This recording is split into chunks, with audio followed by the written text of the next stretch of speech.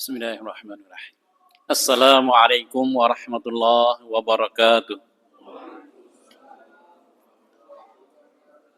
Jamaah rahimakumullah, monggo sesarengan kita awali kajian kita pada malam hari ini dengan membaca basmalah. Bismillahirrahmanirrahim. Alhamdulillahirabbil alamin. Alhamdulillahilladzi arsala rasulahu bil huda wa dinil haqq liyudhhirahu 'alad dini kullihi wa kafaa billahi shahida. Asyhadu an la ilaha illallah wa asyhadu anna Muhammadan abduhu wa rasuluh. Allahumma salli wa sallim wa barik ala Muhammad wa ala alihi wa sahbihi ajma'in, amma ba'd. Qala Allah Ta'ala fil Qur'anil Karim, a'udzu billahi minasyaitonir rajim. Wa idh yarfa'u Ibrahimul qawa'ida minal baiti wa Ismail Rabbana taqabbal minna innaka antas samiul alim. Sadaqallahul adzim.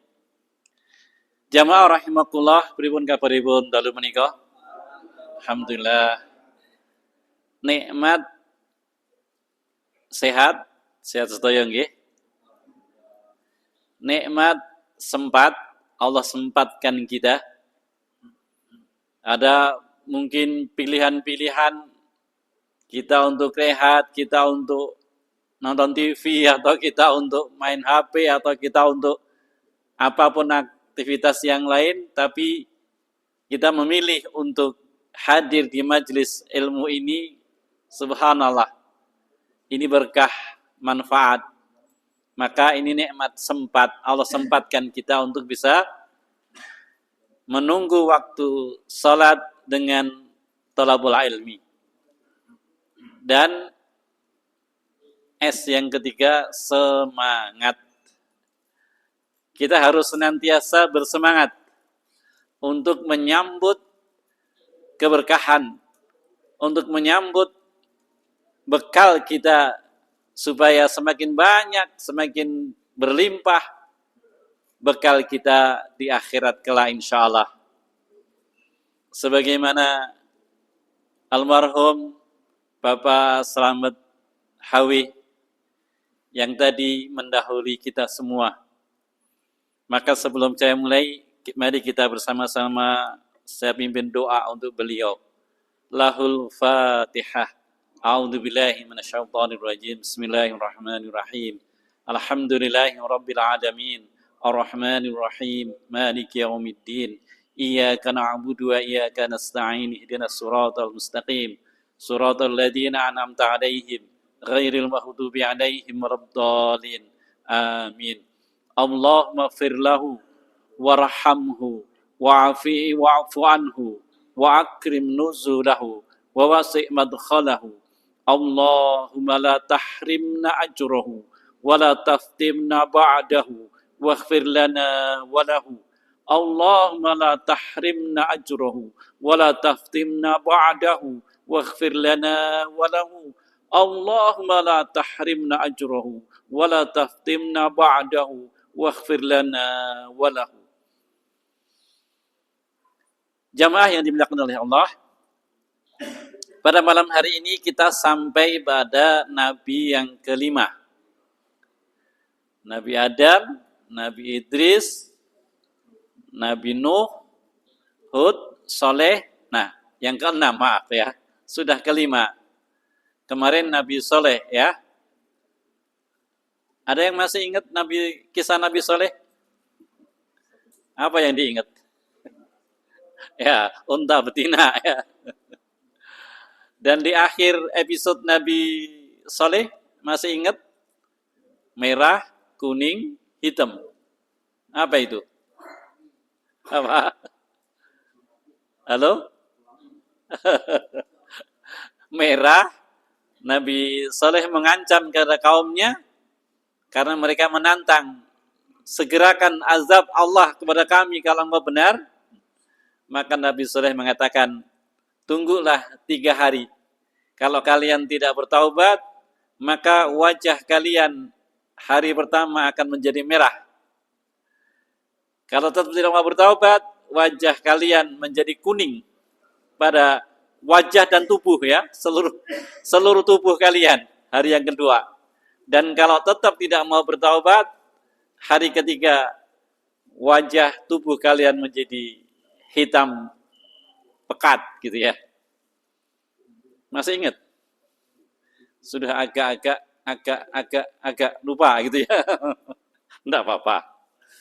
Baik jamaah yang dimuliakan oleh Allah, sampai pada episode yang ke-6, Nabiullah Ibrahim alaihissalam. Nabiullah Ibrahim adalah kisah di dalam Al-Quran, ini kisah yang paling banyak. Makanya di dalam Al-Quran, nama yang paling banyak disebut para anbiya itu adalah Ibrahim. Yang kedua Musa. Jamaah yang dimuliakan oleh Allah, ada beberapa hal yang unik, menarik dari kisah Nabi Ibrahim. Barangkali jamaah bisa menyebut satu kalimat, satu kata, nanti saya bisa hubungkan ke kisah Nabi Ibrahim. Apa? Ka'bah, itu masyhur ya. Ada lagi yang lain? Patung. Ya, Namrud. Itu kisah-kisah yang masyhur. Kisah yang kurang masyhur barangkali madu. Ada bisa menghubungkan madu. Susu. Halo? Belum ya? Ya nanti saya hubungkan. Kemudian saudara tiri. Siapa itu? Halo?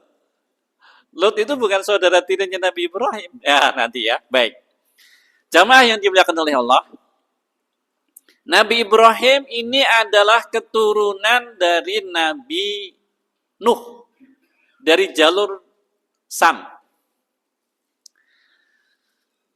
Sampai pada kakeknya Nabi Ibrahim, Nahur, punya anak. Namanya Azar. Di dalam riwayat yang lain, Tarikh. Tapi yang masyhur adalah Azar. Walaupun sebagian juga mengatakan sesungguhnya Azar itu bukan bapak kandungnya Ibrahim. Ini di kalangan para ulama memang beda pendapat. Kalau Nabi Nuh itu keturunan ke-10 Nabi Adam, berarti Nabi Ibrahim keturunan yang keberapa? 20. Karena Nabi Ibrahim keturunan ke-10 dari Nabi Nuh. Jadi kalau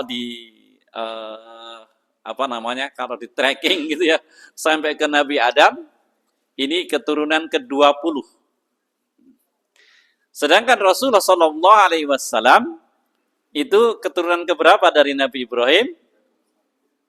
25. Jadi Rasulullah sampai ke Nabi Ibrahim itu 25, Nabi Ibrahim ke Nabi Adam 20. Jadi Rasulullah dengan Nabi Adam itu sebagian ulama tarikh mengatakan generasi ke-45. Jamaah yang dimuliakan oleh Allah, kelahiran Nabi Ibrahim alaihissalam dimulai ketika Namrud itu penguasa Babilonia. Kalau Babilonia itu ada di negeri Irak. Sebagian di Turki. Jadi Babilonia itu Turki yang berbatasan dengan Irak. Kalau yang dulu namanya kota di mana Nabi Ibrahim dilahirkan atau di mana Namrud itu berkuasa atau lebih masyhurnya Babilonia, itu sekarang sebuah kota yang namanya Ur. Di kota Ur. Nah, kota Ur sekarang ini ada di Turki. Urfa. 3 bulan yang lalu, kami berombongan menyalurkan bantuan Palestina langsung ke orang-orang pejuang Palestina yang kemudian kita ketemu di Istanbul. Nah, kemudian rombongan, karena kita punya Sadaqah Mulia Palestina memiliki atau mendirikan pesantren untuk para pengungsi itu di Kilis. Kilis itu di provinsi Gaziantep. Sudah berbatasan dengan Aleppo, Syria. Nah, kemudian diantaranya rombongan itu ke kota Urfa. Nanti jenengan bisa googling ya. Nah, Santi Urfa atau Urfa itu sebuah kota di Turki. Nah, di situ ada ada tiang yang sudah berumur ribuan tahun, dan tiang itu dua tiang tinggi gitu ya, itu konon dipakai untuk melempar Nabi Ibrahim.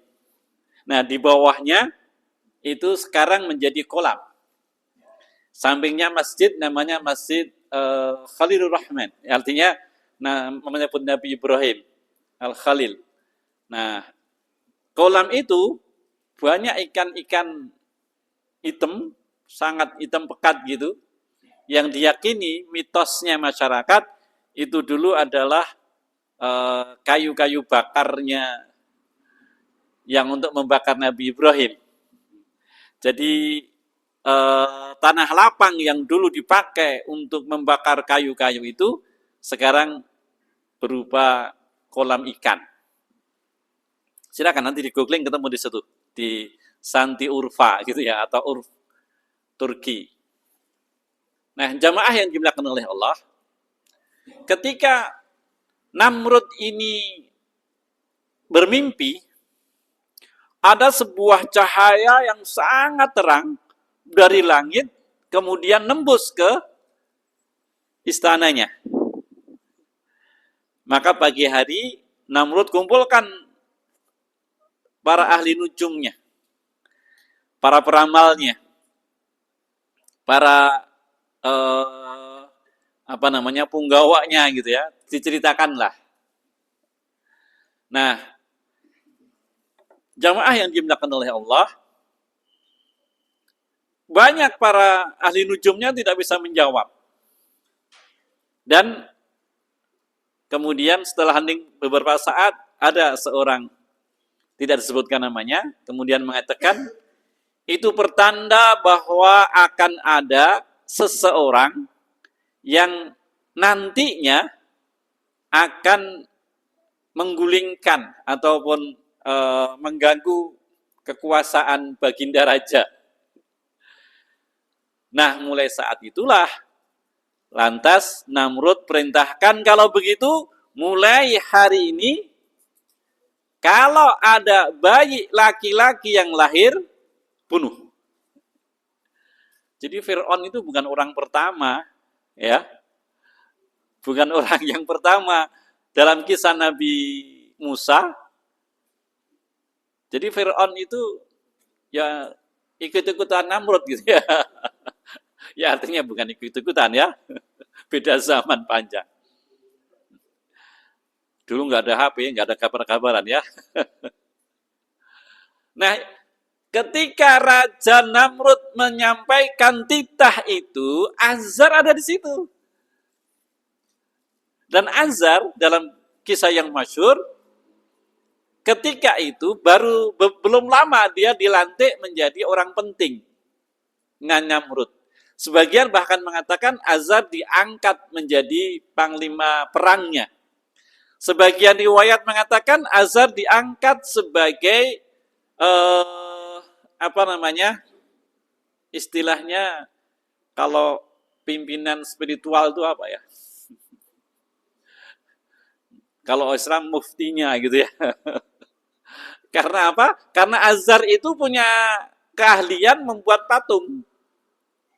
Nah, beberapa riwayat ada yang mengatakan panglimanya, ada yang mengatakan orang yang dipercaya untuk ngurusi spiritualnya. Dan dia juga adalah pembuat patung. Nah, pulanglah Azar ini, dan ketika itu istrinya sedang hamil. Lantas kemudian bermusyawarahlah.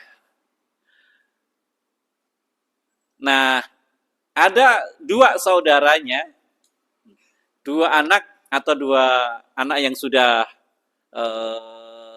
ada, yang bernama Nahor, dan kemudian yang kedua yang bernama Nahur. Jadi Nahur dan Haron, Haron dan Nahur. Haron ini juga orang yang ahli nujum. Artinya orang yang kalau dulu ahli nujum itu adalah kalau sekarang sarjana atau orang pinter gitu ya. Atau cerdik pandainya. Zaman dahulu cerdik pandainya, cendekiawannya, orang pinternya, ilmuwannya itu adalah ahli nujum. Ahli perbintangan gitu ya. Nah, itu Haron. Jadi Haron ini saudara ataupun anak Azar yang besar. Dia punya adik namanya Nahur. Nah, Haron ini kemudian ketika Azar menyampaikan, nanti kalau ibumu lahiran gitu ya, terus bagaimana? Namrud sudah memerintahkan untuk dibunuh. Nah, Haron sebagai cerdik pandai atau ahli nujum ketika itu, sudah enggak apa-apa, biarkan. Karena apa? Karena dalam sejarah nujum gitu ya, orang yang terpilih itu selalu akan selamat gitu. Selalu akan selamat. Mbuh piye carane? Nah, sedangkan adiknya Nahur itu berpendapat lain. Ibu diungsikan saja sehingga selamat gitu ya. Nah, terus piye wong wis konangan nek hamil gitu. Nah, satu riwayat mengatakan, nah, ambil bayi dari budak gitu ya. Nah, usulan adiknya ini yang diterima. Maka kemudian dibawalah ibunda yang sedang hamil ini untuk keluar dari Babilonia. Dan tadi di kota Ur. Disitulah kemudian ada sebuah gua, dipilihlah tinggal di situ sampai lahirnya bayi yang bernama Ibrahim ini. Dan kemudian kembalilah ibunda Ibrahim ini ke Babilonia. Dia tinggalkan bayi Ibrahim ini. Di riwayat yang lain, ibunda yang sedang hamil ini diikuti budak gitu ya, atau pembantu sampai lahir. Ketika lahir kemudian ditinggal. Sedangkan Azar menghadap ke istana dengan membawa bayi dari budak. Selamatlah keluarga itu. Bagaimana dengan bayi yang ditinggal tadi gitu ya? Ya karena pertimbangannya tadi. Kalaulah dibawa ketahuan, bisa jadi dua-duanya akan dibunuh. Maka ditinggalkanlah bayi ini, kemudian ibunda Ibrahim dan budaknya kembali lagi ke Babilonia. Disitulah jamaah yang dimuliakan oleh Allah, mukjizat Nabi Ibrahim yang pertama. Yakni Allah kemudian begitu ibunda Ibrahim ini meninggalkan gua itu, sendirianlah Ibrahim. Allah kemudian perintahkan malaikat, dalam beberapa riwayat malaikat Jibril, untuk ngurusi anak ini. Maka salah satu mukjizat Nabi Ibrahim adalah jari-jarinya, bayi ini ya, jari-jarinya ini mengeluarkan, tadi saya katakan, ada yang bisa menjelaskan susu, madu, gitu ya. Nah, jari-jari bayi ini mengeluarkan susu dan madu. Nah, ini mukjizat yang pertama Nabi Ibrahim. Pernah dengar mukjizat ini? Belum? Belum pernah? Nah, kita pengajian ngapa? Nanti baru setengah menit saya sampaikan, jangan sudah lupa. Oh, sebelumnya. Apalagi kalau nanti di rumah ya sudah berjam-jam. Baru setengah menit sudah lupa ya. Maaf. Nah, inilah mukjizat yang pertama. Nabiullah Ibrahim alaihissalam. Kemudian, begitulah sampai sekian lama. Nabi Ibrahim diasuh langsung oleh malaikat Jibril. Ini yang yang serupa dengan Maryam. Ya, serupa dengan Maryam. Jadi Maryam ketika melahirkan, ya, kemudian itu kan Nabiullah Isa alaihissalam diasingkan di, ya seperti nek orang Jawa bilang neng sentong gitu ya. Tahu sentong ya? Di salah satu Baitul Maqdis. Jamaah yang dimuliakan oleh Allah, maka setelah sekian waktu, tidak disebutkan dalam beberapa riwayat, disebutkan berapa lama Nabiullah Ibrahim alaihissalam di tempat itu. Kemudian Azar memerintahkan anaknya yang bernama Haran untuk coba kamu lihat, coba datangi apa yang terjadi di gua di mana dulu ibumu meninggalkan bayi itu. Maka datanglah ke gua tersebut. Setelah sekian lama, kagetlah dia. Sebab apa? Sebab dijumpainya bayi itu sudah bisa bicara. Berarti umurnya sudah, ya kalau sudah bicara jelas kira-kira berapa ya? Karena tidak disebutkan berapa lamanya gitu ya. Terus ditanya, sudah selama ini makanmu dari mana? Dia menjawab, dari yang maha pemurah. Al-Wahhab, yang maha memberi. Gitu ya. Loh kok kamu bisa tahu ini? Siapa yang ngajari? Yang maha mengetahui, al-ilm. Loh kok kamu sehat? Gitu ya. Loh kok kamu, dan semua pertanyaan itu dijawab dari Allah dengan Asma'ul Husna itu. Nah, maka kemudian dibawalah Ibrahim ini disepakati tidak langsung dibawa ke Babilonia di tempat Azar, tapi dibawalah sementara di tempatnya Haran. Setelah sekian lama, baru kemudian ke rumah bapaknya, yakni Azar. Raja sudah tidak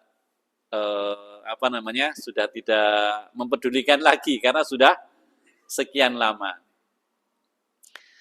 Jamaah yang dimuliakan oleh Allah, karena Nabiullah Ibrahim sejak kecil itu dididik langsung oleh malaikat Jibril, maka sudah tertanam dalam dirinya nilai-nilai ketauhidan. Sehingga ketika kemudian masuk ke habitat atau di lingkungan ayahnya Azar, maka terjadilah istilahnya dalam tanda petik pemberontakan terhadap apa yang dilakukan oleh bapaknya ini. Karena bapaknya adalah ketika itu barangkali wis pensiun dari panglima tentara gitu ya. Karena Ibrahim sudah semakin besar, remaja, dan bapaknya menggeluti ataupun menekuni dunia patung, baik dari kayu maupun dari batu. Di Urfa, di Santi Urfa, kalau ada yang mengatakan Santi Urfa atau di Urfa di Turki itu, di sekitaran situs kolam tadi gitu ya, di sekitarnya ada patung-patung besar yang sudah berkelimpangan. Konon katanya dari situs itu, itulah patung-patung yang dulu zamannya Namrud yang dihancurkan oleh Nabiullah Ibrahim. Ada gambar-gambarnya ya. Nah, jamaah yang dimuliakan oleh Allah, ketika menjumpai bapaknya ini adalah penyembah dan pembuat patung, terjadilah dialog yang saben hari, tapi akhlak adab seorang anak kepada bapak tetap terjaga. Nah, ini yang harus diperhatikan kita semua. Walaupun menghadapi keluarga yang jelas-jelas tidak sesuai dengan keyakinan gitu ya, maka tetap dakwahnya dengan adab. Nah, bapaknya bingung, ini bocah ini piye carane gitu ya mengendalikan. Akhirnya apa? Akhirnya Nabiullah Ibrahim disuruh keliling menjualkan patung itu. Wis patung-patung ini kelilingan. Betul. Sebagai seorang anak dapat perintah seperti itu, kira-kira nek awake dhewe apa jawabe? Moh rasudi gitu ya. Nabi Ibrahim tidak.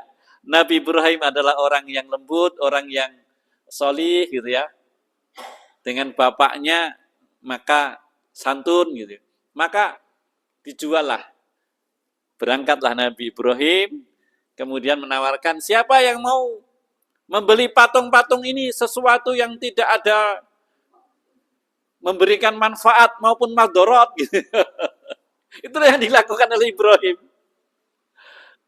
Disuruh ngejual, yo wis perintah bapak dol tak dol ke gitu ya. Tapi di jalanan yang disampaikan apa? Nah ini, siapa yang mau membeli ini patung-patung ini yang di mana-mana disembah, di mana-mana dimuliakan, padahal orang duwe manfaat, orang duwe nggak bisa mengalirkan manfaat, juga tidak bisa memberikan madorot gitu.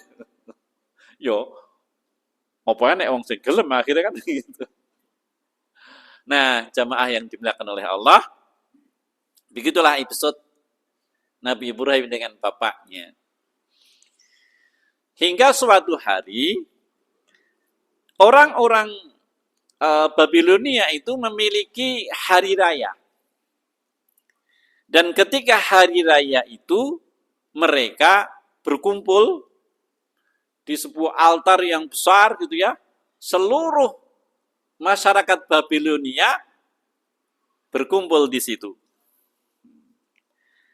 Jamaah yang dimuliakan oleh Allah, maka Nabiullah Ibrahim pun juga diajak.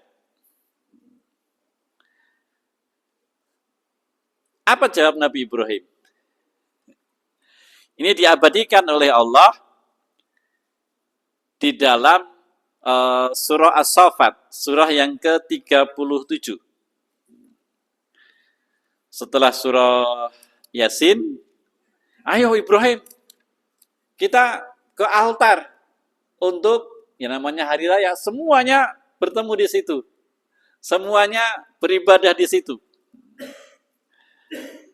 Seperti kalau orang-orang Hindu itu namanya hari raya Nyepi, ya mereka tidak keluar seharian mereka untuk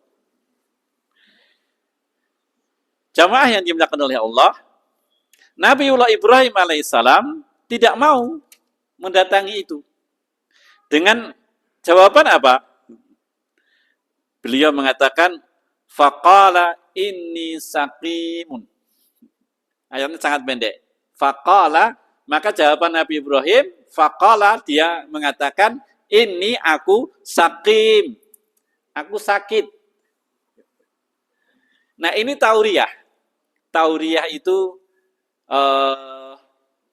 apa ya istilahnya, gaya bahasa dalam bahasa Arab. Beliau mengatakan dengan makna ganda. Beda dengan takiyah ya. Kalau takiyah itu berbohong. Berbohong untuk menutupi dirinya ataupun misinya ataupun golongannya, itu namanya takiyah. Saat ini takiyah yang paling besar itu adalah sebuah negara yang mengatakan di dalam perang ini, dia mengatakan di dalam semua misinya, teriakannya, slogannya masuk dalam poin-poin perjanjian merdekakan Palestina. Mana itu? 3 bulan yang lalu, awal Mei, saya ketemu dengan para pejuang itu. Ketika di Istanbul, ketika kita tanyakan kepada mereka, bagaimana perang ini hubungannya dengan Palestina? Bagaimana mereka menjawab? Yang pertama, di negara itulah pemimpin kami dibantai. Siapa? Ismail Haniyah. Dibantai di mana? Di negara itu. Dan kenapa tidak ada gambarnya, jenazahnya Ismail Haniyah? Kenapa? Nggak ada. Semua kantor berita nggak ada yang menyampaikan gambar jasadnya Ismail Haniyah. Sebab jasadnya memang tidak berbentuk. Itu kan dibom. Dan bayangkan, jasad ini di dekatnya ada bom meledak dengan kekuatan besar. Sehingga jasad itu tidak ada bentuknya. Sehingga tidak ada satupun berita, sosial media maupun majalah apapun, jasadnya Ismail Haniyah. Karena apa? Karena memang jasadnya tidak terbentuk. Sudah hancur lebur. Nah, pertama itu. Para pejuang itu mengatakan, yang kedua, sampai detik ini, tidak pernah kami diundang untuk membicarakan itu. Nah, ini takiyah ya. Tapi kita biarkan, biar mereka berperang. Jadi jamaah yang dibilang itu takiyah, beda dengan tauriyah.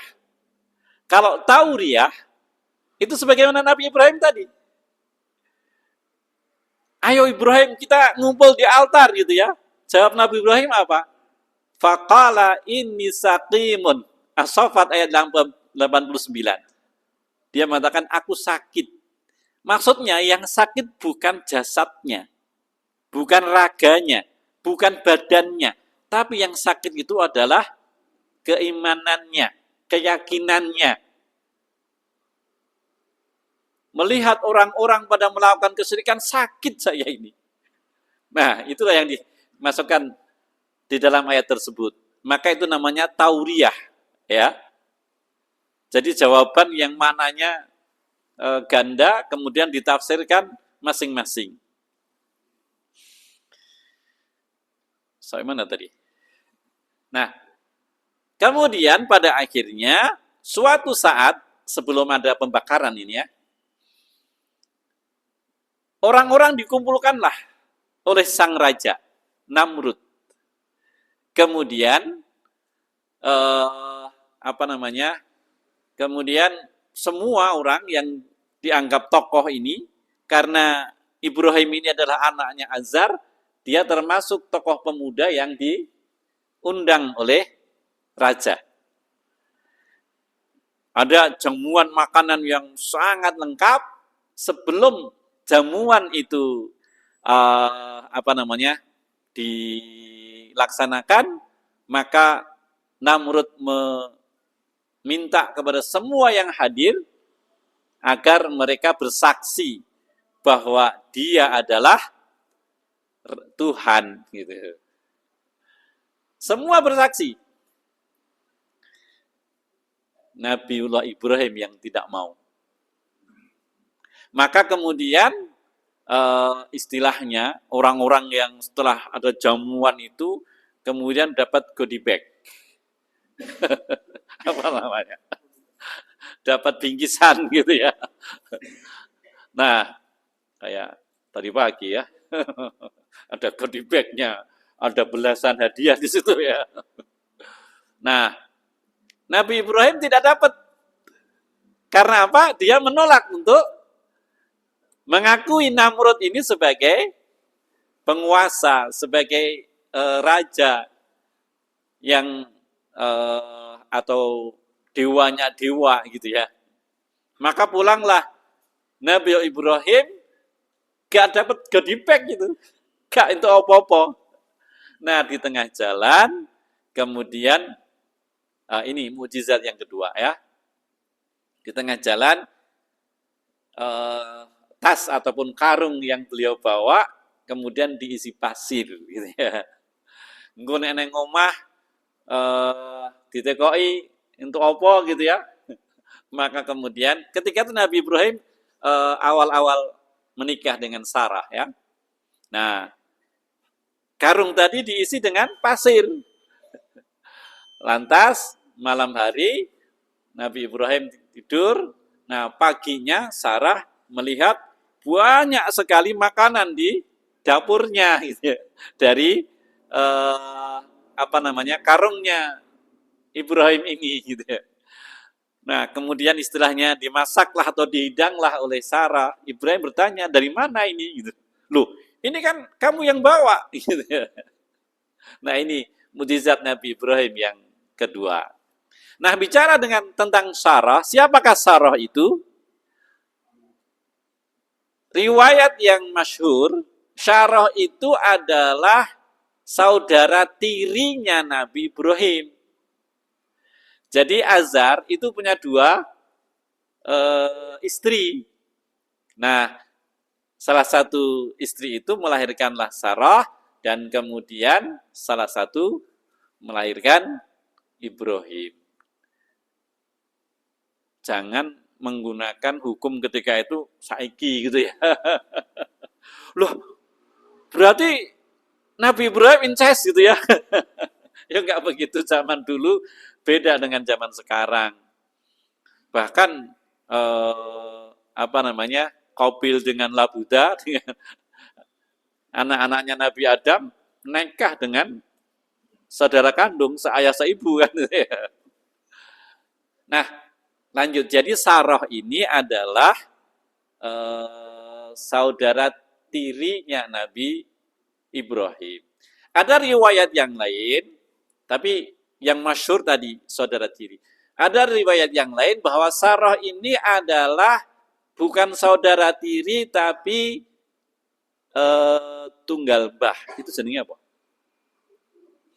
Jadi orang tuanya Ibrahim punya orang tua. Jadi Nahur gitu ya, punya dua anak atau lebih dari itu. Kemudian masing-masing punya anak. Nah, kemudian tunggal mbah ini menikah. Sepupu ya. Iya, sepupu. Sedangkan kalau dari Haron itu punya anak dengan Ibrahim. Haron dan Ibrahim itu kakak adik. Haron punya anak. Nah, dengan Ibrahim jadi apa itu? Ponakan Ibrahim ya. Karena anaknya Haron itu nyebut Ibrahim Pak Le. Berarti apa? Ponakan. Nah, itulah Lut. Jadi Nabi Lut itu adalah ponakannya Nabi Ibrahim. Ye. Maka kalau ada pertanyaan, pernah para nabi, 4 nabi hidup dalam satu zaman? Maka jawabannya adalah Ibrahim, Lut, punaane, Ismail, Ishak. Itu pernah hidup dalam satu zaman. 4 nabi. Baik, kita kembali. Jadi jamaah yang dimuliakan oleh Allah, itu mukjizat Nabi Ibrahim yang kedua. Kemudian, ketika tadi orang-orang pada pergi ke altar, lantas Nabi Ibrahim, katanya sakit tadi, beliau pergi ke istilahnya puronya gitu ya. Lantas kemudian dihancurkanlah patung-patung dan menyisakan satu patung yang paling besar. Jamaah yang dimuliakan oleh Allah, ketika orang-orang itu mengetahui bahwa hari berikutnya, ketika orang-orang itu mengetahui bahwa patung-patung mereka sudah dihancurkan, maka mereka kemudian ya jelas yang dituduh siapa? Ibrahim. Bagaimana Nabi Ibrahim menjawab tuduhan itu? Diabadikan oleh Allah di dalam surah Al-Anbiya pada ayat yang ke-63. Ini tauriah yang kedua Nabi Ibrahim. Jadi Nabi Ibrahim itu pernah 3 kali tidak jujur. Ini orang apa sih? Ya. Orang jujur, ning orang apa sih? Itu tauriah namanya. Beda dengan takiyah. Kalau takiyah itu bohong. Bohong untuk kepentingan dirinya ataupun kelompoknya, itu berbohong. Itu nggak boleh dalam Islam. Nah, kalau Nabi Ibrahim ini masih dalam konteks tauriah. Maka Nabiullah Ibrahim alaihissalam menjawab dalam surah Al-Anbiya ayat 63. Ini tauriah yang kedua Nabi Ibrahim. Qala bal fa'alahu kabiruhum. Berkatalah Nabi Ibrahim, fa'alahu kabiruhum. Ya Ibrahim, bukankah engkau yang menghancurkan patung-patung ini gitu ya? Nabi Ibrahim tidak menjawab ya atau tidak gitu ya. Tapi Nabi mengatakan, mbok TKO karo sing paling gede kuwi gitu ya. Lu kan tidak menjawab kan? Enggak bohong kan? Bohongnya di mana? Wong, ya Ibrahim, kau lah yang menghancurkan ini, tapi Nabi mbok TKO karo sing paling gede kuwi gitu ya.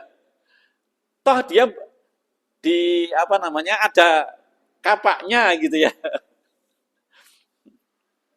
Hada fas'aluhum in kanu yantiqun gitu ya.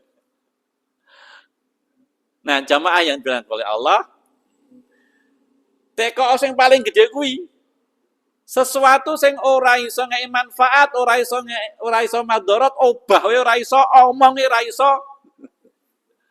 Mereka kemudian bagaimana mungkin patung ini bisa melakukan itu? Dijawab kemudian oleh Ibrahim, lah kaya ngono kok mbok sembah. Lah kaya ngono kok mbok jaluki pitulungan. Lah kaya ngono kok sing ora iso memberikan manfaat atau madharat. Lah ngono kok mbok subya-subya gitu ya. Tapi sekali lagi tadi kan Nabi Ibrahim tahu dia tidak berbohong kan? Ini ora jujur. Ini tauriah yang kedua. Nah, maka kemudian akhirnya Nabi Ibrahim disepakatilah untuk dibakar. Jamaah yang dimuliakan oleh Allah, maka kemudian yang terjadi disiapkanlah sing jenenge mau membakar seseorang, sekaligus itu untuk show of force-nya Namrud, maka disiapkanlah kayu bakar yang banyak di tanah lapang. Supaya apa? Supaya orang-orang itu pada takut gitu. Nah, setelah tanah lapang itu disiapkan, maka kemudian di atas bukitnya, kalau di bawah ini yang dibakar, mbok sak banter-banteri wong ngluncal ke orang lain, paling enggak ya ming sak uplik toh. Berapa orang pun gitu ya. Maka kemudian yang dibuat, kalau ini tanah lapangnya, di atasnya ada bukit. Kemudian disitulah dibuat manjanik. Manjanik itu seperti ketapel. Ya. Nah, inilah kemudian sampai sekarang masih ada itu tiangnya di kota Urfa tadi. Kemudian disitulah diyakini Nabi Ibrahim dilemparkan dengan manjanik tadi, dengan ketapel tadi. Sampailah ke tengah kobaran api itu, dan ini mujizatnya Nabi Ibrahim yang ketiga. Allah berfirman, ya nar, wahai api, kuni bardan wassalaman ala Ibrahim. Mujizat Nabi Ibrahim yang ketiga adalah tidak terbakar oleh api. Di dalam surah Al-Anbiya ayat yang ke-69. Jamaah yang dimuliakan oleh Allah, qulna ya nar kuni bardan wa salaman ala Ibrahim.